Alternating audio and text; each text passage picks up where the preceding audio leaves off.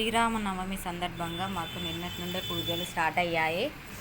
దాని సందర్భంగానే అయ్యగారు గడస్తంభం దగ్గర ఉన్నారు. గడస్తంభం నుంచి ఒకటి గారె కానీ వడ కానీ విసిరేస్తే గడస్తంభం దగ్గరికి అక్కడ పైన గంటలకు తగిలి కింద పడాలి. ఎవరి ఒళ్ళో అయితే పడతాయో వాళ్ళకి సంతానం సౌపాల్యం లభిస్తుంది అని చెప్పారు అయ్యగారు.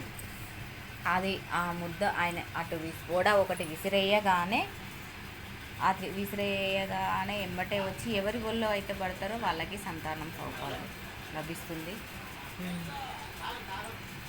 ఖచ్చితంగా లేడీస్